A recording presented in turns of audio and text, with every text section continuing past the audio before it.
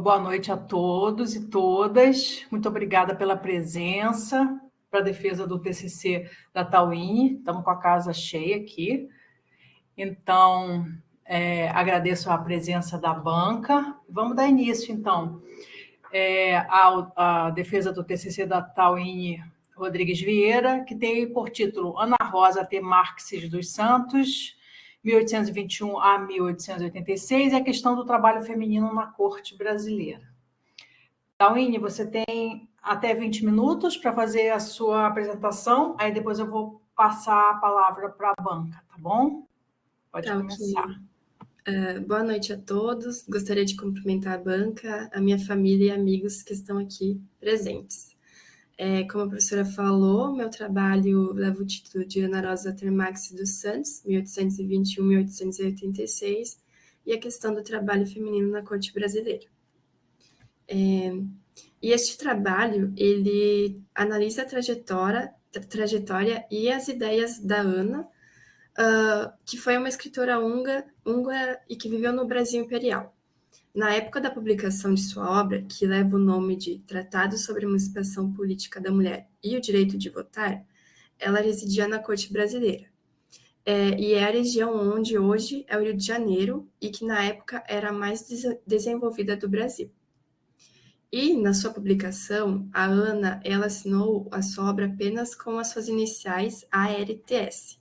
E ela se manteve anônima até pouco tempo, e foi apenas em 2016 que a sua identidade foi descoberta por meio da pesquisadora Cristiane Ribeiro, na sua dissertação de mestrado.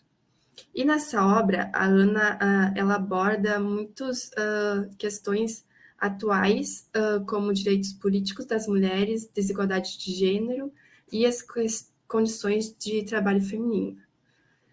E, nesse sentido, o problema que esse estudo se propõe a investigar é como essas críticas feitas pela autora às condições do trabalho feminino na corte brasileira se conectam com os debates atuais da economia feminista. Isso inclui questões como trabalho invisível, segregação ocupacional e as disparidades salariais. Assim, o objetivo principal desse trabalho é analisar essas críticas e termaxes sobre as condições do trabalho feminino, conectando-as com os debates atuais da economia feminista. E os objetivos específicos são contextualizar a obra no Brasil do século XIX, explorar o primeiro censo realizado no Brasil, de 1872, e relacionar as críticas da autora com os conceitos modernos da economia feminista. E a relevância desse estudo está em resgatar esse papel pioneiro de Termaxes ao abordar essas desigualdades de gênero e antecipar essas discussões que ainda hoje são centrais na sociedade e na economia feminista. E na metodologia foi usado o estudo histórico, qualitativo e quantitativo. Como fonte primária é a obra da autora, o Tratado sobre a Emancipação Política da Mulher e o Direito de Votar, usado os dados do censo de 1872 e bibliografias secundárias com temas como a economia feminista, o contexto histórico da época e entre outros assuntos relacionados à pesquisa.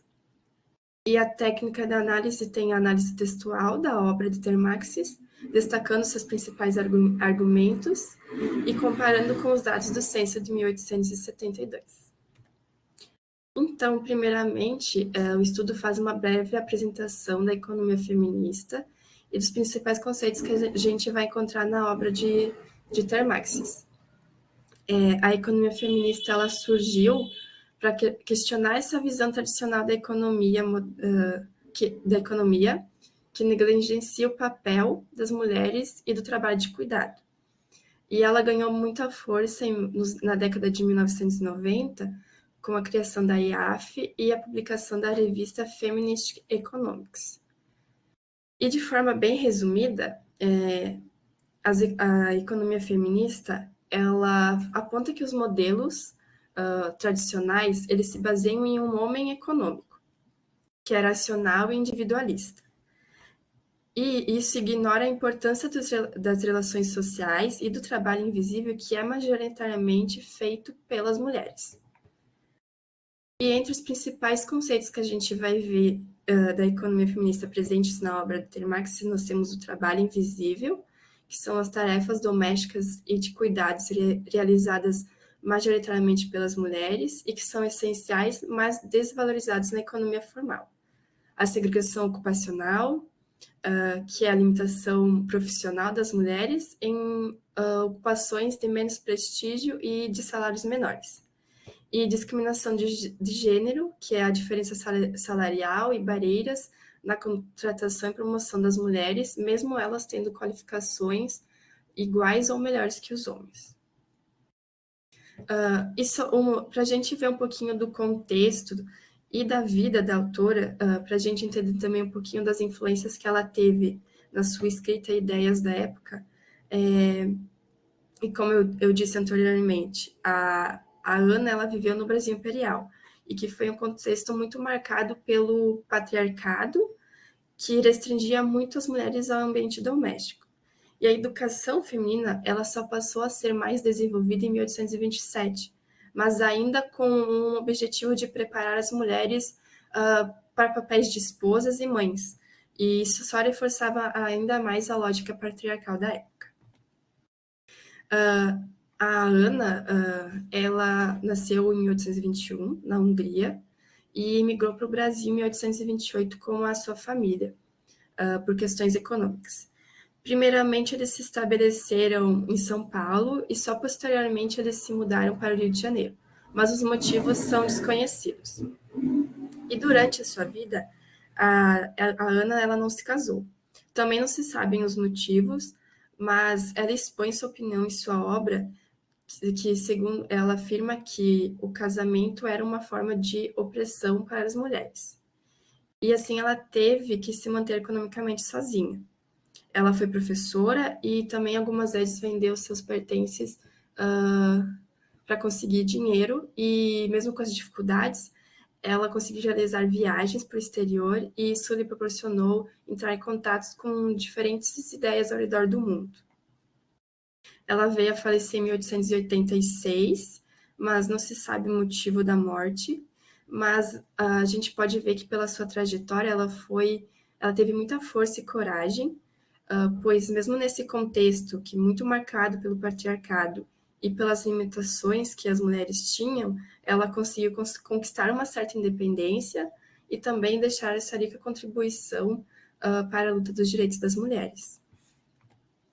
Agora eu vou falar um pouquinho mais sobre a análise da obra mesmo da Ana, que leva o nome do Tratado sobre Emancipação Política da Mulher e Direito de Votar, e que foi publicado em 1868, pela tipografia Paulo Brito. E o principal objetivo da obra era defender a emancipação feminina e o direito de votar. E a obra foi dividida em 3 seções. Na primeira seção, a autora ela defende o voto feminino como a chave para a emancipação política das mulheres.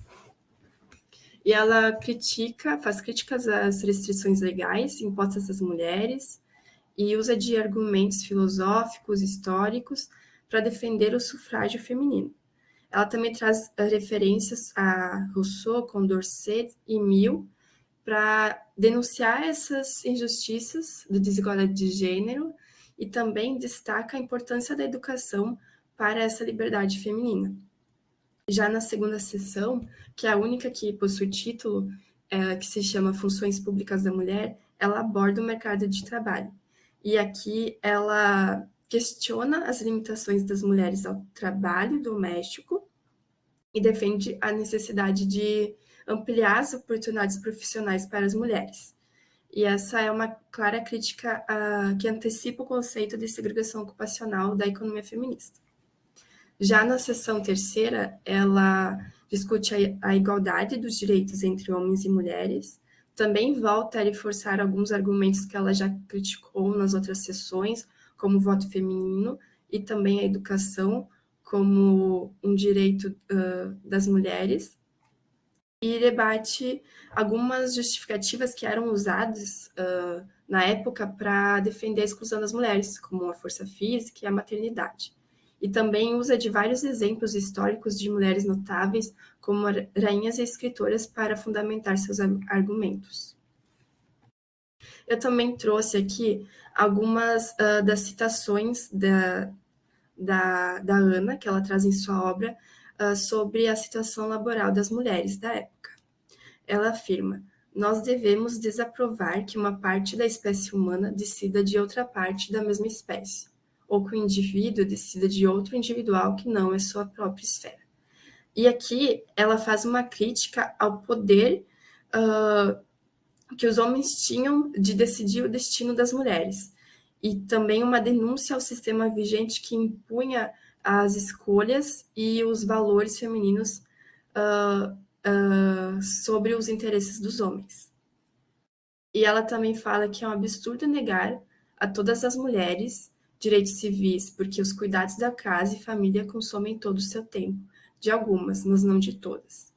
E aqui ela faz uma crítica à generalização que limitava as mulheres ao papel doméstico, que também vai de encontro à análise feminista da economia sobre como as estruturas sociais reduzem a participação feminina no mercado de trabalho e nos espaços públicos. Outro insight que ela tem e mostra na obra é sobre o baixo salário das mulheres. Ela fala: por isso é tão mal pago o trabalho delas, é fácil compreender a razão. Há tantos homens quantas são as mulheres que precisam trabalhar para a sua existência. O homem tem milhares de recursos, e ninguém o embaraça. Se não progride numa ocupação, pega em outra. Assim os salários devem subir, mas não é assim com as mulheres. Toda a massa de mulheres deve achar ocupação em uma, 2 ou 3 indústrias. Se são mais trabalhadeiras para uma indústria que se precisa, matam-se entre si com a concorrência, e todos os dias se abaixam os salários delas.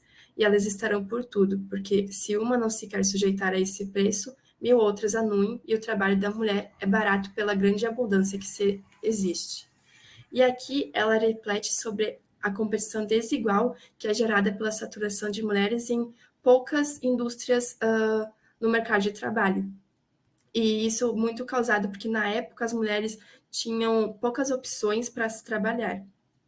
E essa crítica, ela mostra a desvalorização do trabalho feminino da época e reflete a análise econômica sobre fatores que perpetuam uma desigualdade de gênero no mercado de trabalho. E também vai de encontro com a segregação ocupacional e o baixo salário que as mulheres têm hoje em dia também.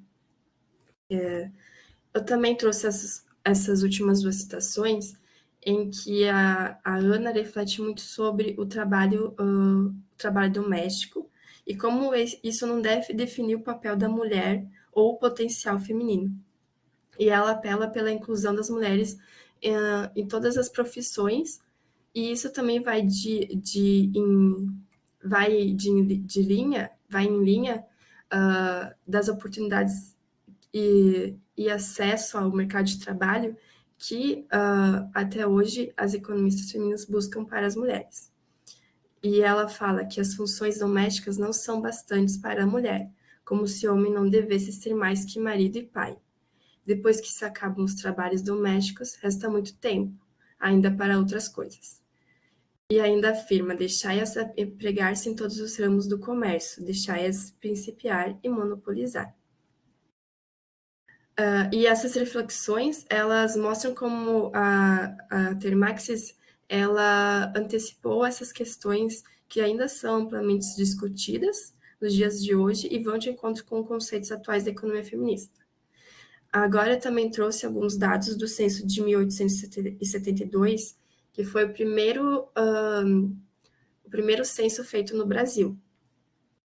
Essa primeira tabela mostra os dados do município neutro, era como era chamado da corte brasileira, que estava onde hoje é o Rio de Janeiro. E essa tabela mostra a população total por sexo e condição social. E aqui a gente pode ver que a maioria da população era de homens e que a maioria também era de pessoas livres.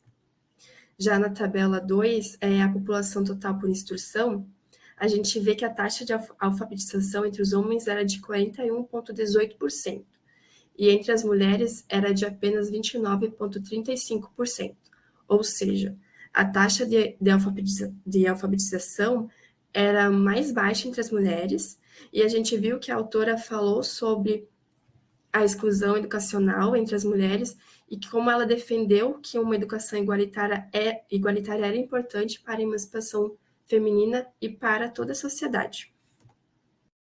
E aqui nesse gráfico eu trouxe a população com e sem profissão por sexo.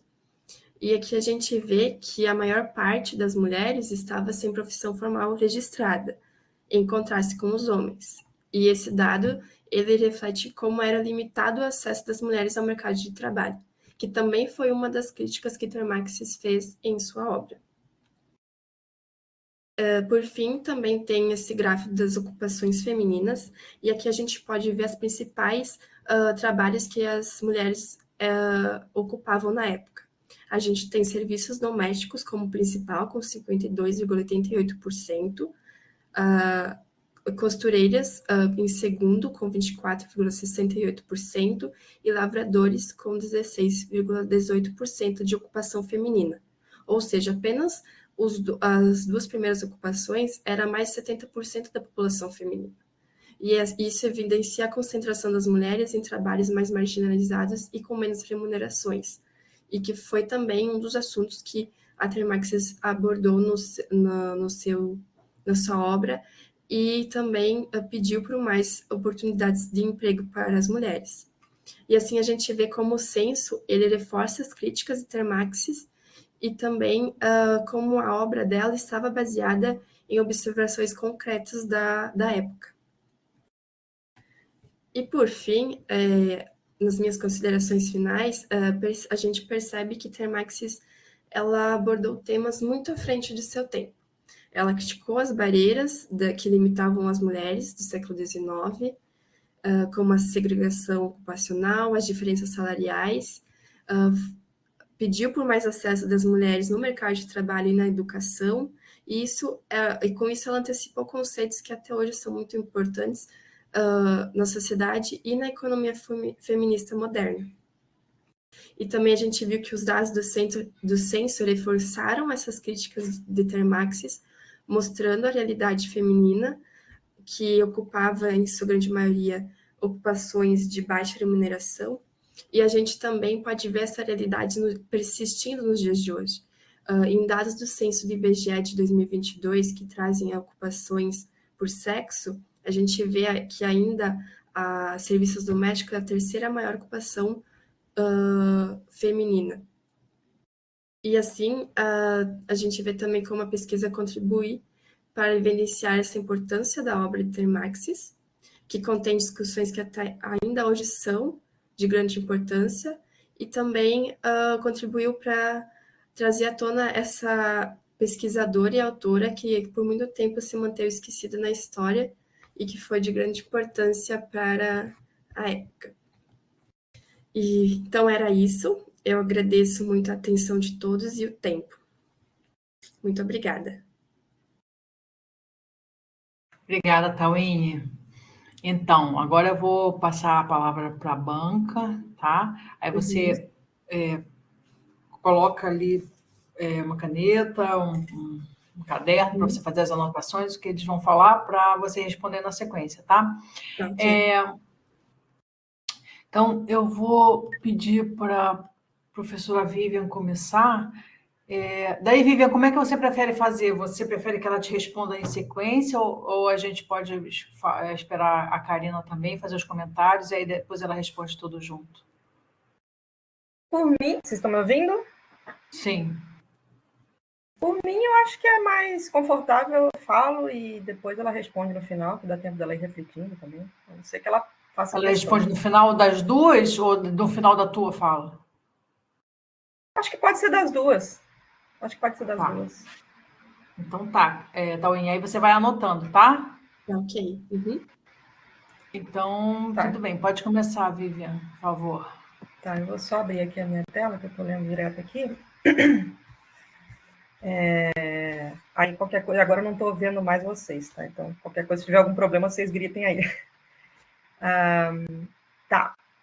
Então, Tauine, né? Tauine. Isso. Uhum. Então, em primeiro lugar, agradeço a banca aí pelo convite, parabenizo a Tawine pela conclusão dessa fase, né? Fase tão bonita, tão legal da nossa vida, terminar uma graduação. Um tema bem bacana, né? Um tema que está crescendo bastante, né? A Brena tem orientado muita coisa nesse sentido, está crescendo, está bem legal, está ficando cada vez mais rico esse tema, né? Mais cheio de informações. Então, nesse sentido, o resgate de uma contribuição histórica desconhecida, né, basicamente desconhecida, sim, tem relevância e soma para esse conjunto de contribuições, né, de contribuições para entender esse processo histórico, né, da exclusão feminina, via de regra. Então, nesse sentido, da temática geral e tal, acho uma contribuição relevante, acho que justifica tranquilamente e assertivamente um TCC, uma monografia. Mas indo mais especificamente, uma vez dado isso, uma vez dito isso, eu vou fazer aqui algumas críticas, tá, que faz parte do papel que a gente tem aqui, tá, que eu acho que pode te ajudar, Tawine, a enriquecer isso, talvez agora para entregar alguma coisa, mas principalmente se você quiser continuar pensando sobre essa temática. Eu acho que uma coisa que, sendo bem direta, assim, logo ao ponto, que me causa algum desconforto, assim, parcial, é que eu acho o teu texto pouco crítico, tá? Sobre o que você se propõe a fazer. Então, você coloca ali bastante descrição e informação, né?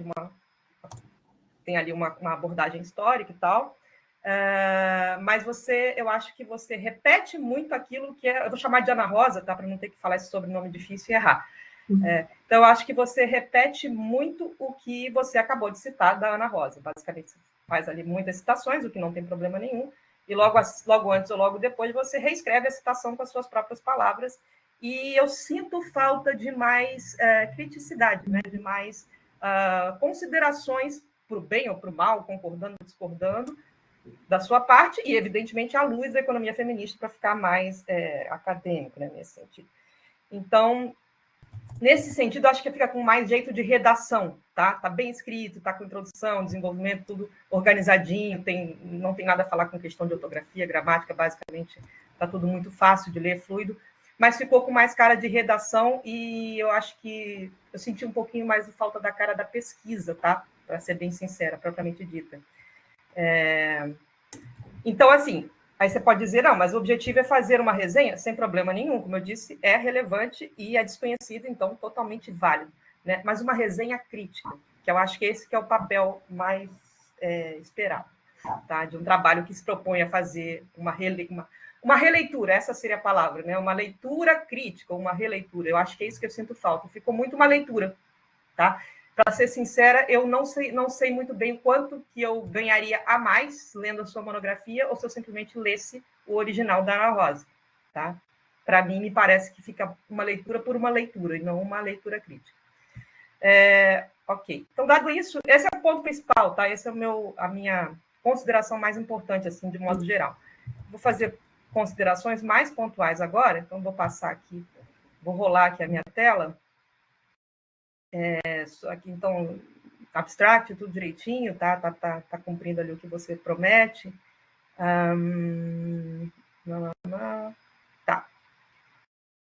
Já na introdução, agora eu tenho um pouco esse hábito de ir e voltar algumas vezes, então talvez eu repita algumas coisas. Veja bem, em algum momento, lá, eu acho que logo no início, você disse e você disse na tua apresentação também, que o objetivo aqui era contextualizar, à luz da economia feminista, o quanto que a autora antecipa o que depois a economia feminista fará. Logo na tua introdução, aqui eu já vou passando por página, tá ali na página 10, a primeira página da introdução, você coloca ali no finalzinho, Temax aponta os problemas com os quais as mulheres se deparavam ao tentar entrar no mercado de trabalho. Dizia que o trabalho da mulher é barato pela grande abundância que existe. Você falou isso de novo agora na tua apresentação, dando a entender que o preço, né, o salário do trabalho feminino é baixo porque tem excesso de oferta. O que eu me questiono, tá? Porque é um argumento tipicamente ortodoxo.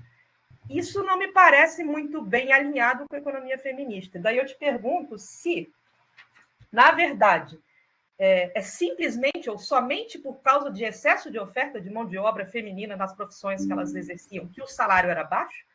Ou não seria, talvez, uma variável social e institucionalmente forjada com base numa opressão da figura feminina? Porque uma coisa é você dizer que o salário é resultado do mercado, oferta e demanda, é o que você está dizendo. Outra coisa é você dizer que o salário é determinado institucionalmente. Né? Como a gente sabe, por exemplo, o salário mínimo é uma determinação institucional, não é oferta e demanda. Só para dar um exemplo. E eu me pergunto se, e eu não estou nem negando que o excesso de oferta possa contribuir na queda do salário ou no salário baixo, eu me pergunto se, principalmente se considerando fazer um trabalho com base na economia feminista, se é só isso que determina o salário. E se não há também uma visão de opressão feminina forjada nas instituições para que o salário seja baixo. Tá, aí vou rolar aqui mais um pouco. Você falou um pouquinho agora na tua apresentação, me esclareceu um pouquinho mais, tá? Mas ali na página 11, você fala que vai usar bibliografia primária e secundária da autora. E eu só vi a bibliografia primária da autora, que é o tratado, né? O tratado aí sobre a emancipação. Secundária, eu não vi, não sei se eu li mal, mas na tua apresentação você chegou a comentar de novo que usa secundária, e aquilo que você falou ali, que eu entendi pelo menos, né? É secundária no sentido de que você usou a bibliografia da economia feminista, mas não da autora, tá? Então, a única fonte que eu entendi que você usou da autora é um trabalho, que é o trabalho principal ali que você se propõe a analisar, tá? Então, isso daí talvez, se eu tiver errado, seria bom dar uma corrigidinha nisso aí. Aí temos aqui na página 11, né? Como é que você descreve o que você vai fazer. Então, eu vou ler aqui e vou pontuando. Finalzinho ali da página 11, você diz: o presente trabalho procura elucidar como a intelectual e escritora húngara Ana Rosa enxergou os problemas laborais das mulheres na corte brasileira. Esse é o ponto 1. Ok, você cumpre direitinho isso daí. Em meados do século XIX. Como esses problemas são vistos hoje pela economia feminista? Esse é o ponto 2. Pela economia feminista, você tratou também, você fez ali uma revisão rápida ali sobre a economia feminista, tá?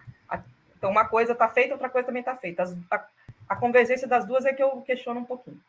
Evidenciando como as suas reflexões dialogavam com a precariedade do mercado de trabalho feminino, explicitada pelos dados censitários de 1872. Ok, isso você também se propõe a fazer, você também faz. Ok, então você está cumprindo ali, tá, se espera.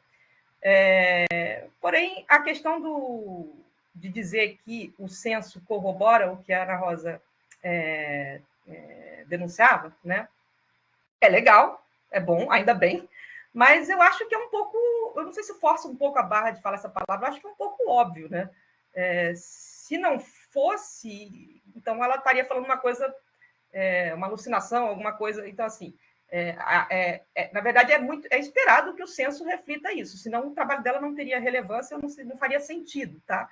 Então, acho que isso aí, o que eu quero dizer com isso tudo? Esses pontos 1, 2 e 3, sendo um pouco, talvez, dura, não sei, eles são, assim, não tem uma contribuição muito própria aí, é meio que é esperado mesmo, tá?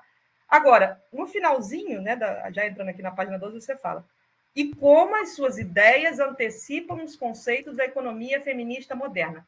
Ao meu ler, aqui era onde você tinha espaço para contribuir, tá? É aqui que entra a sua contribuição nesse TCC, tá? Como as ideias da Ana Rosa antecipam os conceitos, antecipam ou não, né? Os conceitos da economia feminista moderna. Porque antes disso, falar o que ela falou, né? Não é uma contribuição nova, tá?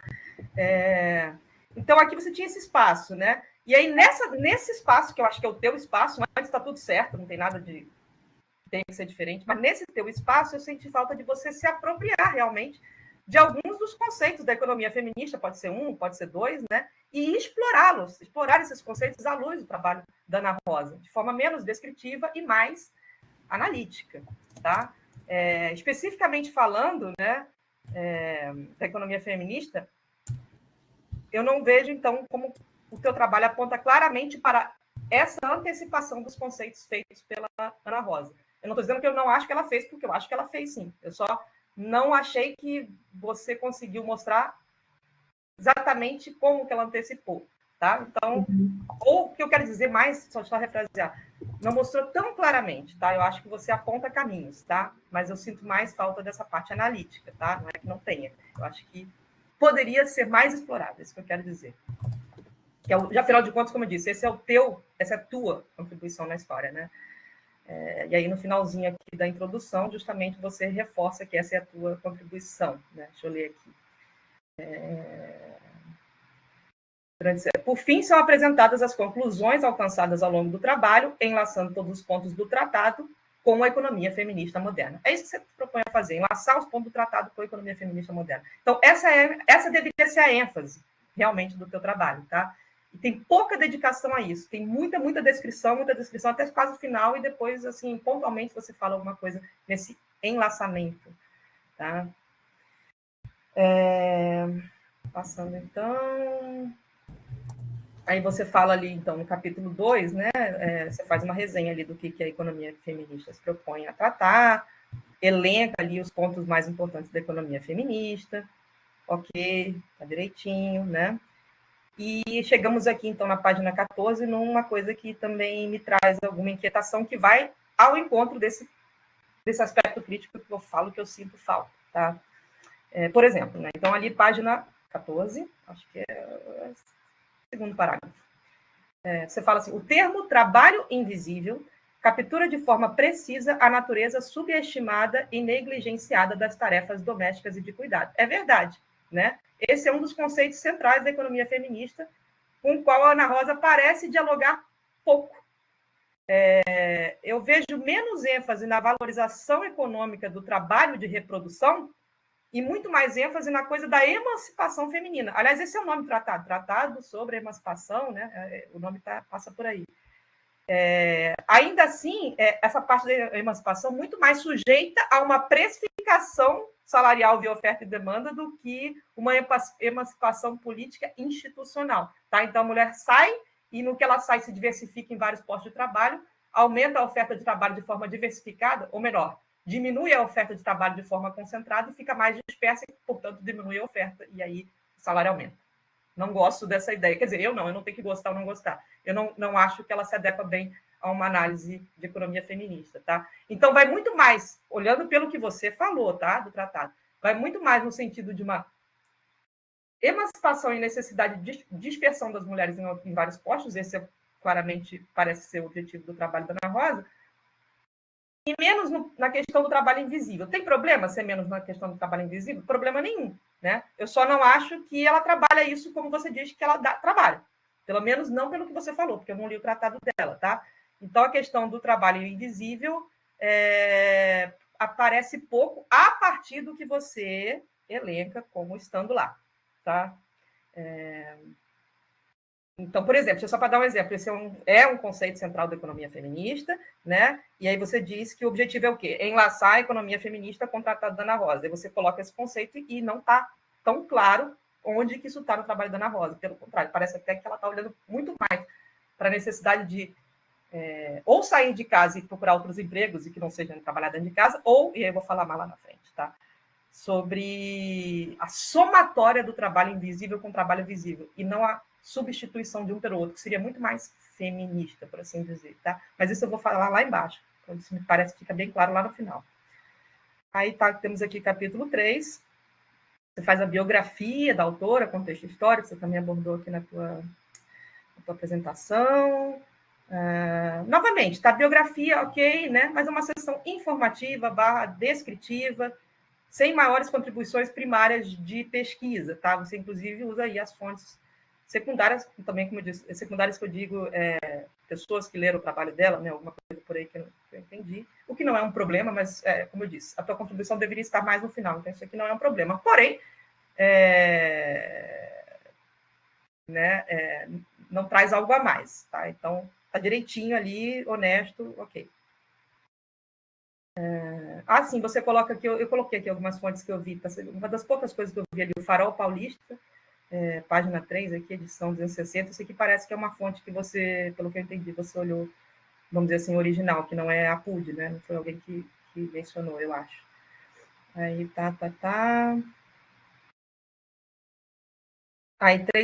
Aí, Tá, aí só vou ficar me repetindo, como eu disse, né?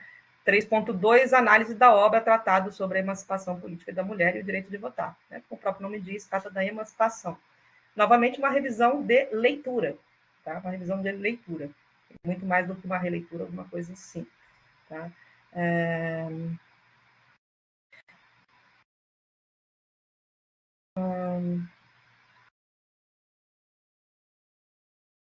Aqui você repete, né, a questão da emancipação, lança luz sobre a necessidade de uma transformação social que permitisse às mulheres conquistar seu espaço no âmbito educacional, político e de trabalho, né? Ok, ênfase na emancipação e não exatamente na invisibilização do trabalho doméstico, ou na somatória dos dois, né?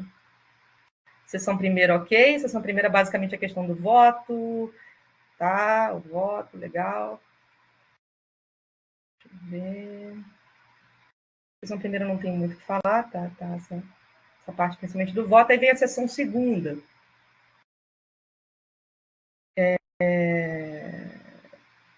Essa seção primeira, antes de entrar na seção segunda, né? É só o que eu já falei, tá? As citações literais, né? E a reexplicação do que você acabou de citar. Sem emitir impressões, contextualizações, críticas, tá? Eu recomendaria, assim, nesse sentido, né? Não você não escrever o que você fez, né? No sentido de tornar mais claro aquilo que está citado, mas um esforçozinho nesse sentido. Fez a citação, comentou a citação e, no lugar de só, vamos dizer, refrasear a citação, talvez de forma mais palatável, mais pedagógica, didática, colocar também alguma das suas impressões, né? Impressão, a questão, ou uma crítica, ou, como eu disse, uma contextualização dessa citação com alguma coisa, ou com a economia feminista, tá? É isso que eu sinto falta. Aí, seção 3.2. Eu vou começar direitinho aqui, você fala da seção segunda, tá? Porque eu anotei aqui algumas coisas, aí eu vou explicar por que eu anotei isso aqui, tá? A autora questiona o destino exclusivo da mulher à domesticidade, ok? Propondo que restringir as mulheres ao espaço doméstico é um desperdício de potencial.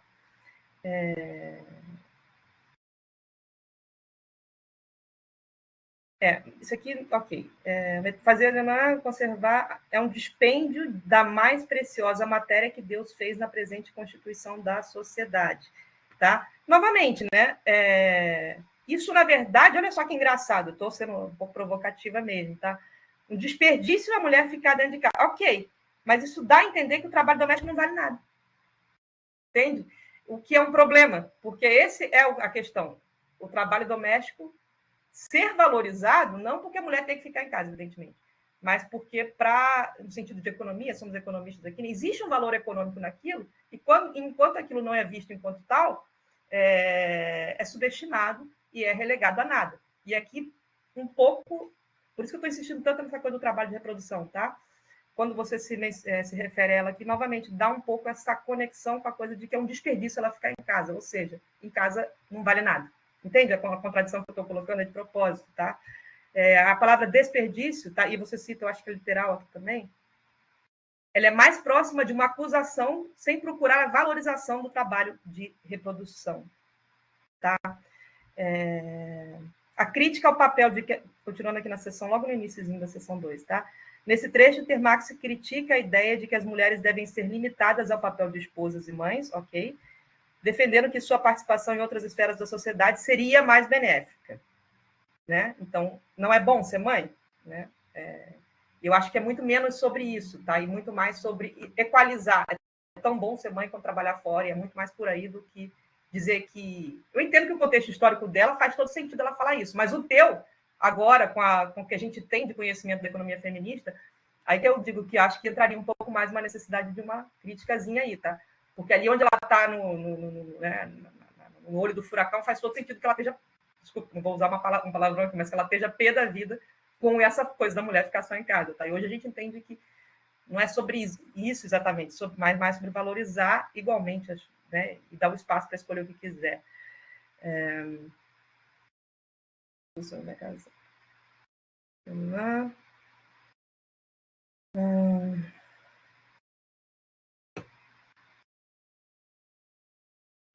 Eu vou passar um pouquinho mais para frente, porque eu acho que isso aqui que eu marquei, eu vou falar lá depois, tá?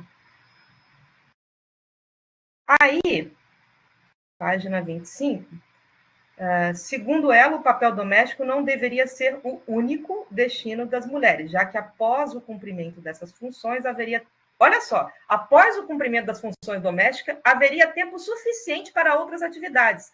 As funções domésticas não são bastantes para as mulheres, para a mulher, como se o homem não devesse ser mais que pai.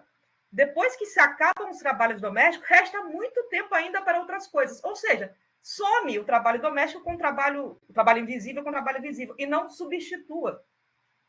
Né? Então, isso não é nada feminista, né? Porque eu acho que feminista seria, trabalho doméstico tem valor econômico e eu quero fazer outra coisa, então eu não vou mais fazer o trabalho doméstico, ou então falou parcialmente, para poder fazer um trabalho público, né? Não doméstico. E aqui, quando você cita ela, você fala que, poxa, a mulher tem tempo suficiente e inteligência suficiente para fazer coisas depois do horário doméstico. Quer dizer, você entende? Isso, novamente, eu acho que diminui o trabalho invisível, né? Subestima a importância e o trabalho que dá fazer o trabalho invisível, né? Que é o doméstico, tá? Então, haveria tempo suficiente para outras atividades produtivas depois, está escrito explicitamente, após o cumprimento dessas funções, haveria tempo suficiente para outras atividades. Né? Isso aqui é muito interessante, você entrar com uma crítica aqui ao trabalho dela. Não uma crítica, assim, uma crítica no sentido de, hoje a gente, né, pode ver isso um pouco diferente. Isso não seria feminista, que me parece. Né? Não sou especialista na área, mas é o que me parece. Nesse trecho, a autora compara o desperdício dos talentos femininos ao de grandes figuras históricas sendo forçadas a realizar funções que não... Olha só, outra palavrinha aqui que traz, página 25, traz desconforto no sentido de que esse argumento aqui, na verdade, ele te ajuda, tá? Ele favorece o teu ponto, mas eu acho que metodologicamente ele é complicado, tá? Finalzinho da página 25, você fala, nesse trecho... Novamente, você cita e depois explica a citação. Então, você coloca lá a citação e você explica. Nesse trecho, a autora compara o desperdício de talentos femininos ao de grandes figuras históricas, sendo forçadas a realizar funções que não condizem com suas capacidades naturais. Quer dizer, existe uma capacidade feminina que é a capacidade natural e a outra não seria natural. Se isso fosse o contrário, seria um argumento extremamente machista. O que eu quero dizer? Nesse caso, fica... aspas, feminista, porque a capacidade natural da verdade.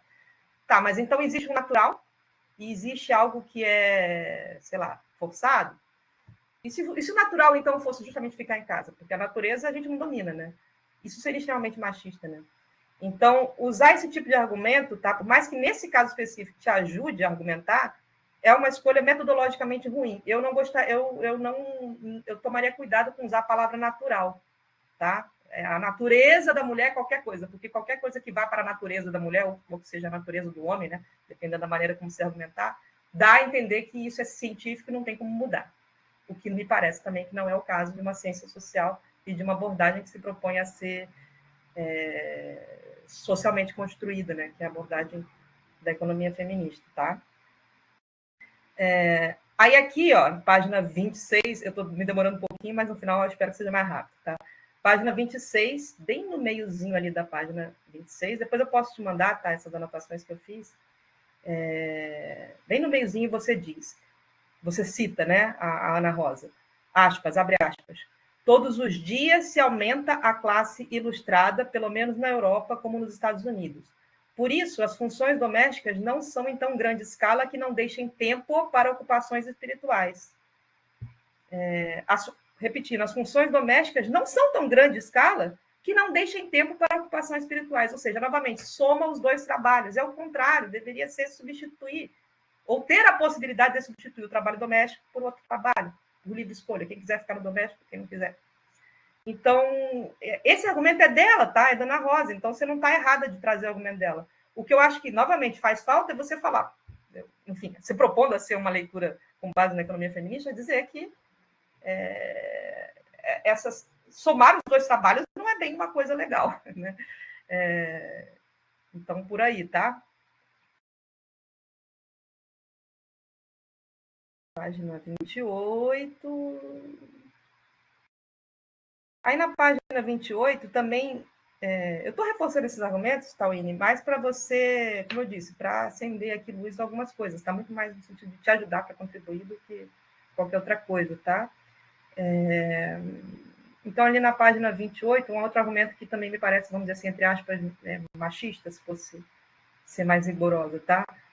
Diz ali você... Ali eu acho que tem que corrigir a frase que está faltando, que ficou um pouco clara. Segundo parágrafo da página 28. Apesar das reflexões sobre o talento e a participação das mulheres em diferentes esferas, como a política e a literatura, que eu acho que é vírgula, a autora reconhece, você fez ponto parágrafo, a autora reconhece que nem todas as mulheres desejam se engajar diretamente na política, mas reforça que essa é uma escolha que cabe a elas, e não aos homens. Abre aspas, eu duvido que as mulheres, em geral, queiram tomar parte na política e achar satisfação nela. Mas isso cabe a elas e não ao homem determinar. Olha como esse argumento da autora aqui, da Ana Rosa, tem uma coisa um pouco... um viésinho, não é que seja um viés, né? Talvez uma introspecção que já estava na cabeça de todo mundo na época, um pouquinho machista, né? Porque ela diz claramente que duvida que as mulheres queiram tomar parte na política e achar satisfação nela. Quer dizer, se quiser, pode. É isso que ela quer defender.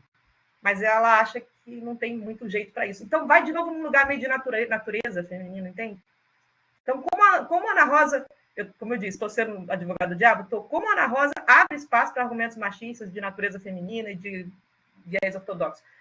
Mas ela está num tempo histórico em que, caramba, ela está inserida nesse mundo e faz... O que ela fez já foi muito, né? Agora, quem se beneficia, ou quem se propõe a analisar criticamente o trabalho dela hoje, já tem um olhar diferente, já pode ter um olhar diferente, né? E só essa mesma parte que eu citei aqui, tá? Eu não vou repetir de novo para não ficar muito alongado, mas é um exemplo explícito, eu botei aqui, exemplo explícito do que é ser muito descritiva sobre as citações, tá? Você cita e depois você repete o que você acabou de citar, tá? Literalmente, assim, você só muda as palavras ali, tá? Então, isso fica um pouquinho repetitivo. Seção 3.3, enfim, antes de chegar, 3.2.2, né? Você extrai criticamente... E aí, a minha pergunta que eu coloco no final da sessão, o que você extrai criticamente do trabalho da autora? Coerências, incoerências, pontos a desenvolver, inferências. Essa é a minha pergunta, tá? O que você extrai, o que você consegue tirar daí, tá? Você, a partir da sua leitura, contextualizando a economia feminista com o trabalho da Ana Rosa. Aqui sim, aqui já na seção terceira tem umas coisas que parecem mais cara de pesquisa, tá? Aqui você coloca... A questão será unicamente saber quem ficará. Eu coloquei... aqui eu não sei porque, mas eu marquei aqui que tem alguns pontos que ficam um pouquinho mais robustos, um pouco mais de cara de pesquisa, tá? Tem uma referência que você usa muito, pelo que eu entendi, que é Ribeiro 2019. Chama atenção bastante o uso dessa referência. Aqui, e aí, página 31. Sufrágio universal. Né? Segundo parágrafo da página 31, ela denuncia a hipocrisia da expressão sufrágio universal, já que na prática exclui metade da humanidade, as mulheres. Para ela, a divisão social vigente que separava os que governam dos governados era insatisfatória, injusta, etc. Mais um espaço que eu acho excelente aqui para você fazer uma contextualização crítica, tá? Você tem aqui um gancho, né, entre a sociedade dividida entre quem governa e quem é governado, né? E quem tem direito ao voto, aqui a questão do sufrágio universal, né? Aqui a exclusão do voto não era só para as mulheres, era para quem não era nobre, né? Então é bom lembrar que não eram só as mulheres excluídas, mas os não nobres. Nesse sentido, o recorte pode não ser sexista exatamente, tá? Pode não ser, eu acho que é também, mas só pelo que é ali na época pode levar a crer que não é exatamente sexista, num primeiro olhar, tá? Mas ele pode reforçar a desigualdade de gênero num segundo olhar, tá? Pois há mais proximidade entre os, vamos dizer assim, eu acho, né, entre quem trabalha no lar e quem é mais abastado e que tem que somar mais funções, tá? Então, uma possível semelhança no exercício de funções de quem é desabastado de quem é desabastado ou não nobre e quem é mulher, tá?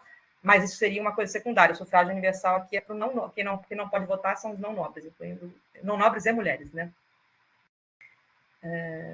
Então, essa baixa representatividade das mulheres pode estar interligada também à baixa representatividade dos não nobres, e é um ponto ali que pode ser, pode não ser, valeria a pena comentar um pouco sobre isso, tá?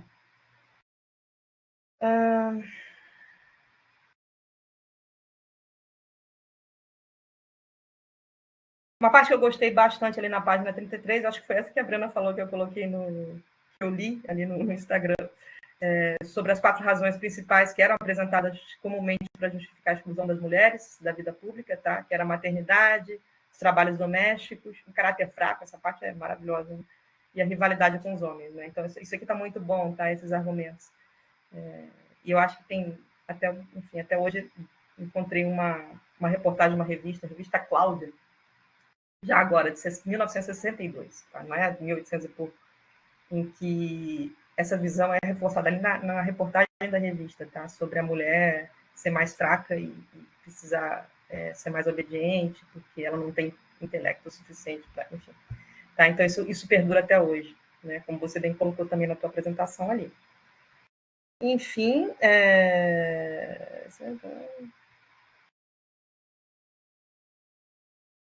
cuidado um pouco com essa coisa de ser repetitivo, sobre ficar falando a mesma coisa, tá? A mulher é excluída, a mulher é vítima, tá? E mais pegar mais forte no argumento do como, do porquê, na crítica, tá? Segundo a autora, as mulheres também são indivíduos, elas fazem parte do povo, são cidadãs, né? Mais do que isso, tá? Fale mais, além de que a mulher é injustiçada. Os dados do censo, aí tem só umas coisinhas... Fiz uma análisezinha aqui no início que eu achei legalzinha, lá na tabela 2. Sobre a educação feminina e a educação masculina, tá? Você fala que os meninos eram preparados... página 38. Os meninos eram preparados para o exercício das ocupações liberais e as meninas somente atividades compatíveis com a sua natureza, que você bota entre aspas de propósito. Somente? Essa é uma pergunta. A educação formal das mulheres era somente atividades compatíveis com a natureza feminina ou era enfatizado ou era, sei lá, puxado mais para esse lado, né? Ou seja, ela não tinha aula de mais nada, só tinha aula de costura, é isso? Porque está escrito somente. Então, cuidado para não criar aqui um viés de confirmação exacerbado. Tá? Essa palavra somente tem que confirmar, eu acho que não deve ser somente. Acho que alguma coisa além de corte e costura ou etiqueta elas deviam ter, mas isso aí cabe a você dizer, não vou... Tá? Município neutro, eu ia te perguntar o que é, mas você já falou ali na apresentação, não sei se você colocou aqui alguma nota de rodapé, eu não vi. Se não tiver, esclareceu o que é município neutro, tá? Você falou que é o Rio de Janeiro na apresentação, mas então vou colocar ali, porque a pessoa que está lendo não sabe que diabo é município neutro, tá? Estou quase acabando, gente, desculpa me estender tanto, tá?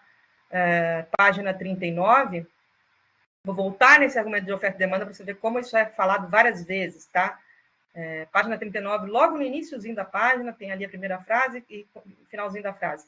O ponto muito bem destacado por Temax, quando aponta que os baixos salários das mulheres se devem à grande competição que encontravam nas poucas vagas que podiam ocupar. Ou seja, a oferta maior que a demanda. Tá? Será que é isso mesmo? Somente isso que explica esses baixos salários? À luz da economia feminista? Reforçando o estereótipo de que a mulher... E aqui na tabela 3 do censo, tabela 3, município neutro, tem um negócio ali que eu queria também que você explicasse, tá? Está lá a tabela, população total, aí na parte, tanto homens quanto mulheres, está escrito assim, número, percentual, e tem um percentual, vou colocar entre aspas, percentual cubo, percentual elevado a 3, percentual 3. O que é esse 3? Isso é uma nota de rodapé? Eu não achei. O que é esse 3? Talvez eu não tenha visto aqui, mas só aparece ali, parece como se fosse percentual cubo, tá? Queria entender o que é isso. E sobre o censo em si, evidentemente que o censo reforça aquilo que era esperado, né? Que ela se baseou mesmo na realidade dela, ainda bem, né? Que a realidade tinha a ver com o que ela falou, tá? Nada até aí, nada de novo no front, tá? Ainda sinto que faz muito mais um retrospecto, pouco crítico e meramente informativo, sobre algo que era bem conhecido na época, né? Bem conhecido na época não, que ela conhecia bem e por isso ela denunciou, né? Então, sugestões aqui sobre o que economia feminista tem a dizer sobre tudo isso, tá? Causas, background cultural, justificativas econômicas com base, por exemplo, na exploração, tá? Por exemplo, nas vieses ali a questão economia feminista / marxismo, tá? Versus ou junto com o marxismo, tá? Tem, por exemplo, a base da exploração, não tem, né? Enfim, qualquer coisa que seja menos informativa e mais analítica.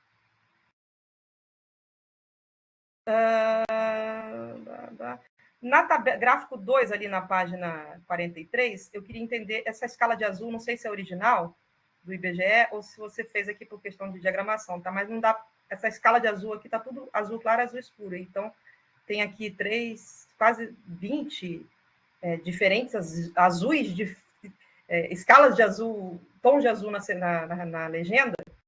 E aí realmente fica difícil entender qual que é o azul claro, porque assim, só basicamente azul claro, azul mais claro, claríssimo. Então, esse aqui está muito difícil de entender esse gráfico, tá? Se pudesse mudar esse azul para outras cores, eu não sei se é original, para entender o que está escrito ali, porque fica bem difícil, tá? Só dá para ver um azul muito claro e um azul muito escuro. Agora, os 50 tons de azul não consigo identificar bem, tá? Enfim, no finalzinho você fala de estratificação social por classe. Assim como eu perguntei antes, a minha questão é se a estratificação social por classe, por exemplo, eu falei nobres e não nobres, ela ameniza ou reforça a estratificação por gênero, tá? É uma questão que poderia ser trabalhada, tá? Você fala mais uma vez sobre a estratificação por classe e não diz se o gênero está dentro disso, se reforça, se não reforça. Finalmente, na conclusão, tá? Na verdade, eu só anotei aqui na conclusão tudo que eu falei ao longo, tá? Então, acho que não tem nada que eu falaria mais aqui. Então, deixa eu passar aqui, debates atuais. Sobre a invisibilidade, como eu já falei, não vou me repetir. Tá? Acho que já tá. Tem uma tabela, na conclusão você fala, página 45, ali na conclusão você fala, finalzinho da página, segunda tabela 1.7. Que tabela 1.7? Não está em lugar nenhum. E aí, você depois cita na bibliografia de onde vem essa tabela 1.7. Mas aí era bom você colocar a tabela, né? Porque você falou segunda tabela 1.7, a gente pessoa fica procurando a tabela 1.7 que não existe. Que é uma tabela que está em um negócio que você citou na bibliografia. O tema antecipou conceitos centrais, quais conceitos que ela antecipou, né? Então, é isso. E apenas só mais um comentáriozinho ali nas referências bibliográficas. Você tem algumas delas não estão no formato ABNT, tá? Então, aparece ali a data no final, o ano, né? Por exemplo, a primeira ali, 2024. Aí ali no meio, por exemplo, aparece Carrasco, parênteses, 1999, né? Ou seja, ao invés da data ficar no final, ela fica entre parênteses no início, tá? Então, só uniformizar o padrão da bibliografia, tá? Bota tudo ali na BNT, que é o que exigem aí para a biblioteca, para não dar qualquer tipo de chateação em relação a isso, tá? Então, tem ali 3, tá? Nelson, Feminist Economics, os que estão em inglês, que eu acho que você tirou de algum lugar e copiou igualzinho, como se fosse na citação quando é feita nos Estados Unidos, tá? Então, esses que estão em inglês, coloca no formato da BNT, tá? Tem uns 3 ou 4 aqui que estão diferentes da BNT. Gente, desculpa aí, eu espero que tenha ajudado um pouco, era isso. Obrigada, Vivian. Tauine, aí vamos ouvir o que a Karina vai comentar, daí você responde no final, daí eu vou esperar também para ver o que a Karina vai falar, que qualquer coisa também tenho respostas para dar. Karina, por favor, você está com a palavra, tá? Winnie, tudo bem? Primeiro, parabéns aí pela formatura, que logo, logo vai chegar. Isso é muito, muito importante. Obrigada pelo convite, professora Brena também, Winnie. É bom estar fazendo parte dessa banca. É um tema muito relevante, realmente. Eu posso começar tecendo comentários sobre a apresentação em si. Acho que teve domínio, falou tranquilo, dentro do tempo, adequação de tempo, né? Parecia muito segura com o conteúdo. Acredito que a professora Vivian fez uma avaliação bem minuciosa, muito do que anotei também ela disse, vou reforçar algumas coisinhas, mas vou fazer um comentário mais geral, então, até para não tomar tanto tempo. Eu acho que a estrutura do trabalho está bem feita, realmente não encontrei nenhum erro de digitação, escrita ou norma ao longo do texto em si. Achei os gráficos e as tabelas bem feitas. A chamada dos gráficos e as tabelas também, a leitura foi muito fácil no texto, isso é bem importante. Ou seja, se tem categorias nos gráficos e nas tabelas, você faz ali a chamada. A utilização desses dados quantitativos do censo, combinada com uma análise qualitativa dos textos da Ana Rosa, realmente fortalece os argumentos da mesma. Concordo também que foi um trabalho mais de revisão, senti falta um pouco da... Ou seja, você trouxe algumas referências da economia feminista muito importantes, realmente muito relevantes, mas senti falta de, quem sabe, algumas referências da teoria feminista. E justamente por isso teve essa lacuna, como a professora Vivian comentou, metodológica ao longo do texto.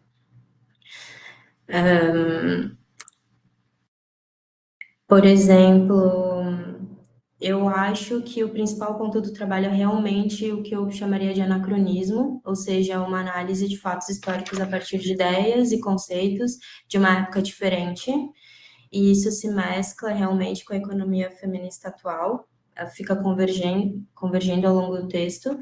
Uma sugestão, quem sabe, seria aproveitar o espaço da pesquisa quantitativa, que é muito bacana, e fazer uma análise comparativa atual. E, quem sabe, incluir essa questão da interpretação diferente de contextos, né? Ou seja, agora, a partir realmente à luz da economia feminista e da época em que Ana Rosa vivia, que era muito carregada de diversos preconceitos, realmente. Ou seja, a economia feminista, ela é apoiada, grande parte, pela teoria feminista. Então, eu senti a ausência disso, né? Realmente para evitar essas contradições metodológicas ao longo do trabalho. Eu também senti falta ali da tabela 1.7, eu anotei isso. Vamos ver. Olhando minhas notas. Acho que teve muita generalização de conclusões desnecessárias. Realmente, na metade dos parágrafos, para o final dos parágrafos, você repetia muito, como que para desenhar, para fechar o parágrafo, você fez algumas conclusões, quem sabe desenvolver melhor os argumentos que você estava utilizando do que repeti-los.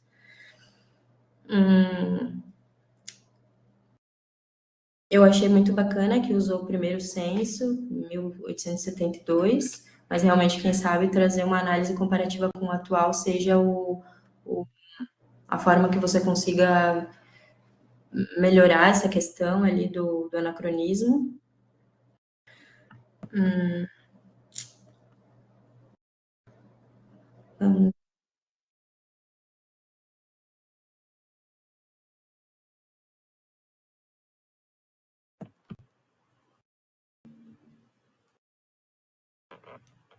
Eu acho que a professora Vivian comentou muito bem sobre essas questões do corpo do texto, que como eles se contradizem nesses argumentos, que numa leitura rápida pode não parecer, mas no sentido metodológico eles contradizem bastante. Então, se você está me dizendo que o trabalho ele está à luz da economia feminista, ele precisa realmente ser argumentado a partir de tal. Então, eu acredito que esse seja o maior fator. E senti falta de um trabalho um pouco mais... Ou seja, a parte de revisão, ela é muito bem detalhada, mas a parte dos dados poderia acompanhar isso também, né? Não, eu realmente confesso que meus comentários são muito semelhantes aos da Vivian, então eu estaria repetindo algumas coisas, mas acredito que esse seja o mais crucial.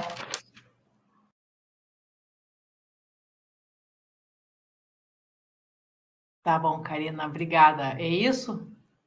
É isso. A gente pode ir conversando ao longo do que a Tawine vai responder também.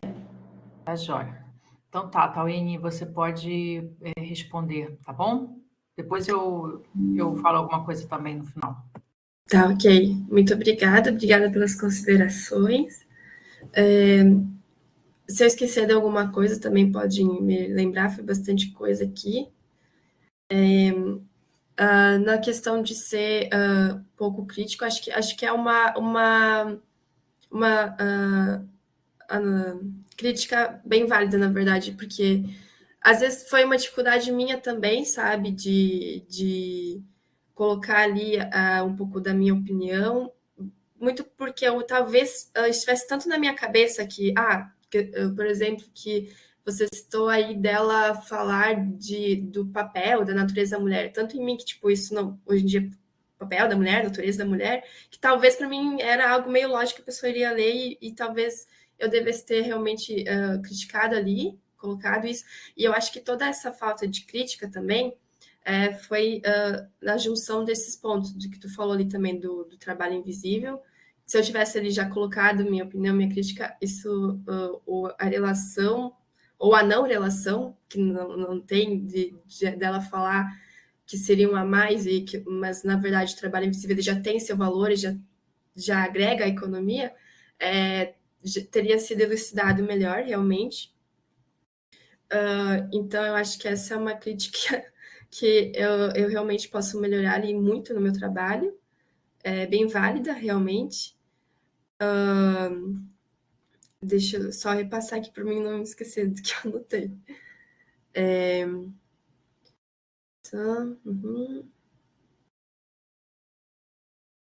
Ali também que você falou da introdução, que eu falei das fontes primárias, né, e tal, realmente foi uma erro de digitação. Fonte primária foi a dela, daí secundárias quer dizer que secundárias seriam as outras referências que eram como assuntos da economia feminista ou do contexto. Foi um erro de digitação mesmo ali que eu deixei passar.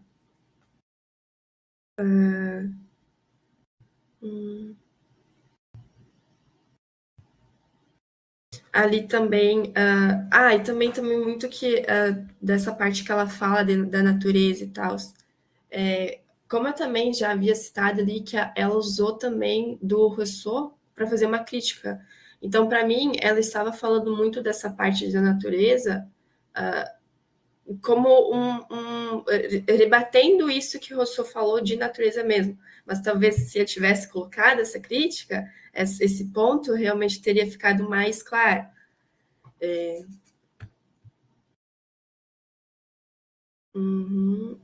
E também ali a questão do senso ali, acho que do comentário ali que é esperado. É esperado, só que ali do senso, meu primeiro objetivo, como também a Karina comentou, era fazer uma comparação com os dias atuais, mas por conta do tempo eu teria que trabalhar muitos dados atuais, porque o censo que foi feito em 1802 é muito pobre, né? Não tem muita separação, todos os dados ali eu tive que passar para o Excel e fazer as contas para mim ver quanto que realmente era a porcentagem das mulheres e dos homens em relação à população ou da população dos homens. Então, talvez pareceu um pouquinho pouco, porque eu tinha esse objetivo, mas não deu tempo, sabe? Mas eu acho que ele é válido ainda assim para a gente ver que realmente ela estava de acordo, vendo algumas coisas da época, e mesmo sem ver esses dados, né, ter esses dados. E também ter trabalhado eles, né, porque eles não estavam assim organizados, as tabelas eram todas, as tabelas que eu usei, né, de base do censo eram todas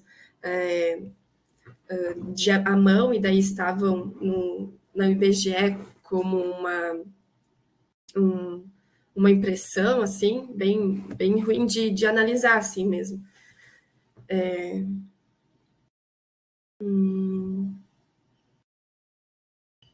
Ali da baixa representatividade das mulheres nobres, eu citei ali que o voto ele não era para as mulheres e também não era para as pessoas com muita concentração de riqueza, mas Mas realmente eu acho que eu não tive esse insight de falar que poderia ser a mais. Realmente eu acho que esse insight eu não tive mesmo disso. Ali do município neutro, eu não lembro se eu não falei na introdução, mas eu vou dar uma repassada no texto para mim ver se eu realmente comentei. A questão lá da porcentagem, que tem o 3, porque a primeira porcentagem ela é em relação à população total. A segunda é sobre o sexo. Aí eu acho que eu ia colocar uma nota, ele tinha colocado o número, mas eu, no fim, tirei e esqueci de tirar lá. Ali da escala, os gráficos, eles também não... Eles foram feitos todos por mim também, não é nada do IBGE. Realmente, talvez eu possa melhorar ali a escala no Excel e melhorar o gráfico. Aí a citação ali na tabela, porque na verdade eu eu ia usar, né, alguns dados para comparar, como era o meu primeiro objetivo, mas aí no fim não ia dar tempo, então eu só quis citar mesmo. Daí para mim eu achei que eu tinha que colocar lá o número da tabela, mesmo foi ou como eu deveria citar, assim, da forma correta, BNT foi algo leigo meu mesmo. E as formas da BNT eu deixei, essas 3 eu realmente deixei passar, tenho que rever. Não sei se faltou alguma coisa, se querem me perguntar mais alguma coisa. A questão do argumento neoclássico, do excesso de oferta. Então, para mim, como aquilo era tão, como eu disse também, uma coisa talvez passou a faltar, tão inicial, assim, tipo, em 1800, para mim ela ter tido aquele insight de, tipo, as mulheres só estão nesse lugar, elas só podem ocupar essas 3 profissões. Eu acho que para mim era mais a ver com a segregação ocupacional, tanto que falei mais sobre isso do que sobre os gaps salariais. Eu falo disso porque ela falou, mas para mim estava mais a ver com isso do que os salários em si. Mas também como eu falei, talvez ali faltou uma parte crítica para mim explicar isso mesmo. Acho que é isso. Mais alguma coisa? Vivian e Karina, eu tenho anotado aqui um monte de coisinhas assim, mas porque eu queria comentar. Vocês queriam que ela falasse mais especificamente sobre algum ponto?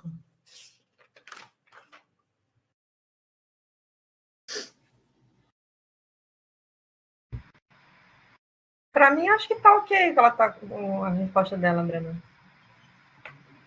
Karina? Sim. Muito bom. Então tá, eu só quero comentar umas coisinhas, tá? Porque também essa questão do tempo, de fato, a amarração final com a economia feminista, a gente deixou para o fim, né, Tauine? Uhum. E é a parte que ficou mais prejudicada, porque a gente viu que não ia chegar, e a gente até pensou em depois voltar e mudar na introdução, mas parece que ficou faltando, né? Esse era um dos objetivos que acabou ficando lá, uma promessa que não foi cumprida, porque acabou que não deu tempo mesmo. Aí eu falei, vamos parar por aqui, porque vale mais isso do que a gente sacrificar, de repente, no meio e não conseguir concluir a defesa na época correta, né? Então, isso aí foi uma questão que, de fato, ficou devendo, mas por esse problema. Com relação aos censos, né? O censo, eu vi, e eu propus essa ideia para a Tauine, como se fosse a base empírica, porque os únicos dados que a gente tem do século XIX é esse censo, e calhou de ser muito próximo da época que ela publicou o livro, né? Primeiro recenseamento brasileiro. E esse censo, ele é pouquíssimo usado no Brasil por vários motivos. Primeiro, porque a metodologia dele é totalmente ultrapassada, e essa é uma das razões pelas quais nem dá para comparar ele com outros censos, sabe? Porque mudou totalmente já no censo de 1920. Então, um dos problemas do censo de 1872 é que a metodologia dele, além de ser precária para os olhos de hoje, né? Ele está todo feito à mão, só tem fotografias no IBGE, então tem um trabalho louco para fazer essas tabelas também, que tudo teve que ser digitado, sabe? E recalculado, tem erros, às vezes não fecha a conta direito, sabe? A gente tem que ficar imaginando onde é que está, onde é que não está. Então, tem muitos trabalhos falando sobre os problemas desse censo, de modo que a gente só pode analisar ele com ele mesmo. tá? Não dá para comparar ele com outras coisas, com outras épocas. Mas eu, de qualquer forma, eu quis trazer os dados do censo para embasar empiricamente aquilo que ela estava falando. E a questão da segregação ocupacional por gênero é uma coisa que fica muito evidente ali, à luz da meia dúzia de profissões que aí a gente fez questão de elencar, que as mulheres podiam trabalhar naquela época, tá? Então, tinha uma sociedade patriarcal que, por um lado, dizia que as mulheres não deviam sair de casa, elas eram educadas para ficarem enclausuradas, né? As mulheres das classes média alta e nobres tinham que ficar em casa, que esse era o papel da mulher, ser a esposa, ser a mãe dos filhos, e educar as crianças em casa. E, por outro lado, aquelas que nunca casariam, como é o caso da Ana Rosa, né, que não tinham um pai provedor para sempre, porque o pai eventualmente ia morrer, não tinha um irmão provedor, não tinha um filho para sustentar, elas iam ter que ir para o mercado de trabalho.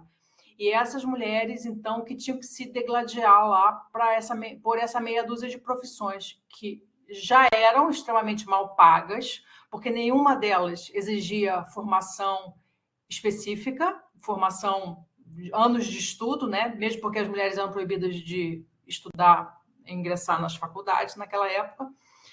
Além de terem muito pouca formação específica, elas replicavam as profissões que as mulheres já faziam dentro de casa, né? Costureiras, parteiras, professoras, governantas, preceptoras de crianças, que era o caso dela, ela trabalhou muitos anos também como preceptora, governanta, ensinando crianças em casa, e empregadas domésticas, que é o clássico, né? Então, o argumento liberal do excesso de oferta para essa meia dúzia de trabalhos é um argumento liberal que está combinado com a segregação ocupacional por gênero. Então, faz sentido, tá? São as duas coisas ao mesmo tempo. E o fato de ser um argumento neoclássico, ele não exime a crítica feminista, sabe? São duas coisas que não precisam andar separadas. Aliás, essa história de chamar a economia feminista no singular, eu acho que é meio que uma ficção, porque tem tantos vieses, tantas visões e tantas correntes dentro da economia feminista, e a liberal é uma delas, tá? Então, se a gente for olhar aqueles artigos publicados na Feminist Economics, tem de um tudo. Tem marxistas, tem institucionalistas, tem keynesianas, tem neoclássicas, e são feministas, porque tem um mínimo denominador comum, que é essa visão de que existe uma opressão estrutural nas sociedades e que as mulheres estão ocupando uma situação subjugada desde sempre.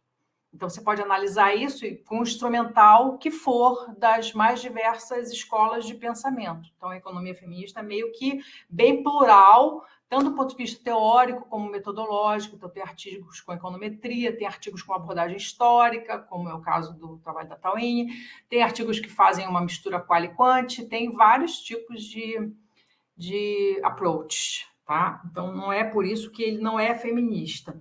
E com relação também a essa questão do feminismo e o anacronismo, então é muito sutil, assim, como é que a gente vai olhar para o século XIX sem o nosso olhar do século XXI, sabe? É tão difícil isso, porque a gente é muito rápido em dizer, olha, ela está sendo machista aqui, ela está sendo... Eu fico, assim, bem impressionada.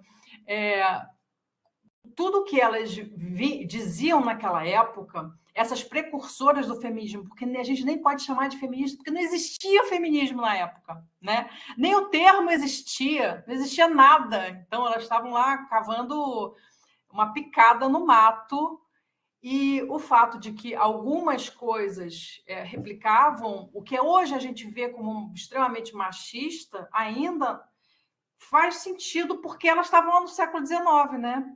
Então, tinha que começar por algum lugar. A história de pedir por mais e reivindicar mais profissões, elas estavam querendo, junto, poder o direito de estudar, né? Porque a Ana Rosa, especificamente, não trata claramente sobre esse ponto, mas outras autoras que foram contemporâneas dela, outras precursoras, tratam. Então, elas queriam não só mais cargos, elas queriam acesso aos cargos de maior poder e prestígio e remuneração, que são aqueles que precisavam de anos de estudo, né? Então, para isso, tinha que estudar junto. A Vivian perguntou também sobre a educação feminina. Teve algum momento em que a Tawane escreveu lá que elas eram educadas exclusivamente para as suas funções naturais, que é a função de reprodução, né? A função de ficar em casa tendo filhos e cuidando dos filhos. Então, na escola, as escolas eram segregadas também, escolas de meninas, escolas de meninos.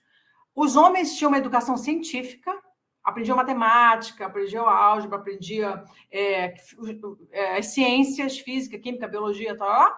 E as meninas estudavam as prendas domésticas, as 4 operações básicas e mal o português. Quando eram filhas da nobreza e que recebiam educação em casa, quando os pais eram muito liberais, aí estudavam francês, que era a língua culta da época, tinham acesso aos livros que os irmãos tinham, e aí surgiam esses estranhos no ninho, que eram as mulheres intelectuais, e que tinham acesso a um tipo de conhecimento que só era aberto e franqueado aos homens naquela época. Então, elas eram educadas mesmo para ficar em casa, e tem muitas citações assim, falando que era perigoso a mulher estudar, porque era era outro planeta, né? Então, a gente não tem ideia de como é que eram as coisas nessa época. Então, é bem difícil, tem uma linha tênue.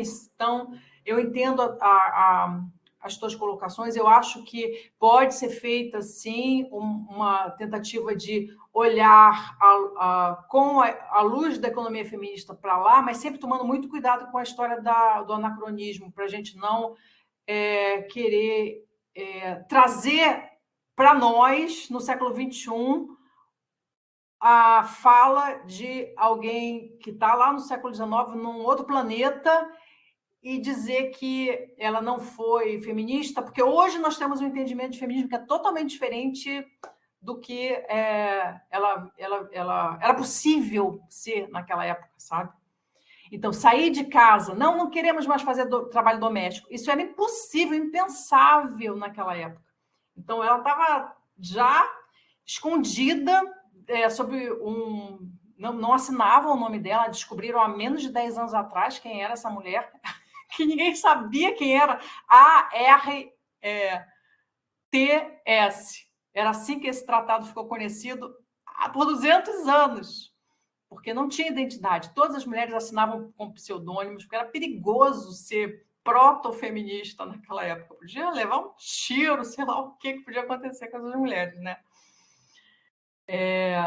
Então, eu acho, sim, que tem ainda muito pano para manga, né? E que faltou essa última parte de amarrar. E com relação ao trabalho invisível, talvez a contribuição dela que mais seja facilmente inteligível à crítica feminista de hoje é a questão dela ter sido uma precursora da crítica à segregação ocupacional por gênero, tá? Reivindicar não só a ampliação do leque, mas de profissões, né, que eram franqueadas às mulheres, mas também não eram qualquer profissões que elas estavam querendo aquelas que os homens tinham acesso, porque juízes, advogados, procuradores públicos, aqueles que ganhavam mais, médicos, cirurgiões, eram todos homens, 100%. Então, tem no censo também, nessas profissões que são as mais de maior prestígio, 0 mulheres, 0. E tem profissões que tem só mulheres, tipo costureiras, parceiras, 0 homens, 0, porque eram profissões femininas e profissões masculinas. Vai olhar as duas, uma é trabalho de mulher, segregada, para ganhar pouco, para reproduzir o que as mulheres já faziam em casa, e outro trabalho de homem, para ganhar muito, no público, nas funções de prestígio e que a sociedade considerava valorosas, né? Então, acho que é isso.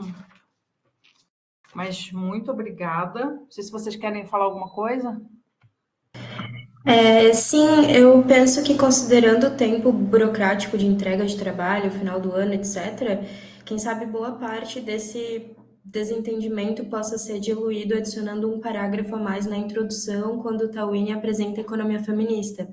Porque quando ela apresenta a economia, eu compreendo a questão da diferença de economistas feministas entre si, não existe uma economia feminista singular, mas a Tawini, no seu trabalho, apresenta, inclusive, economistas feministas que fazem uma crítica direta à economia tradicional. Então, talvez, ou seja, a gente precisa considerar que o trabalho está sendo lido por uma pessoa que não compreende nada do tema.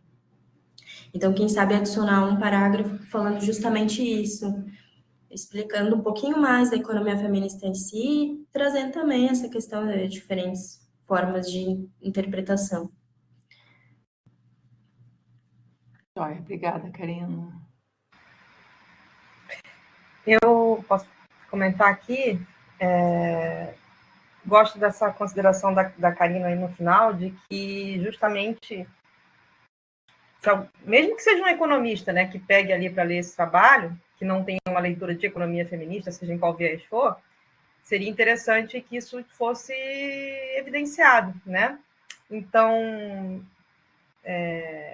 tanto qual a corrente ou viés é uma palavra ruim, né? Feminista, que está sendo considerado, que eu também entendi que era mais esse crítico, por isso também a minha colocação, acho que isso é importante falar. E sobre o que você falou, Brena, acho que a Brena acabou esclarecendo vários pontos importantes aqui sobre as minhas dúvidas mesmo, tá? E aí, talvez, só o que eu adicionaria aí, tanto que a Tawini falou quanto a Brena, tá? Que, claro, gente, a gente está tratando do trabalho de uma autora que está ali em 1860 e pouco. Então, eu só acho, talvez eu discorde um pouquinho com a Brena de que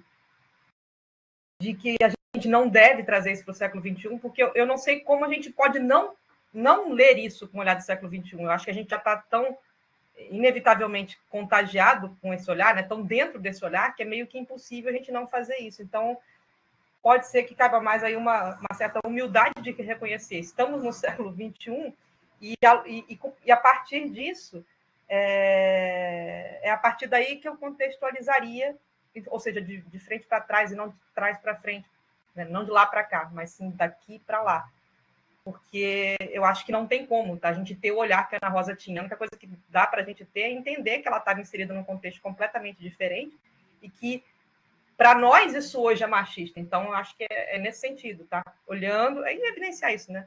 Hoje, isso seria... Algumas coisas, né? Seriam machistas, tá? É claro que, de onde ela estava, isso pode ter sido absolutamente... E foi, né? Certamente, absolutamente transgressor, né? Mas não exime também do fato de a gente falar, poxa, com o que a gente conhece hoje, seria interessante mencionar que é possível ir um pouco além disso e considerar que isso pode ser uma espécie de machismo aqui e ali, né? Não é o tempo inteiro. Então, eu só contextualizaria de hoje para trás, assim, ter essa colocação, que eu não sei como é que seria para fazer o caminho oposto. Era isso. Obrigada, Vivian. Obrigada, Karina. Tawini, você quer falar alguma coisa? Não, acho que é isso. Acho que as considerações, elas enriquecem muito. A discussão é importante também.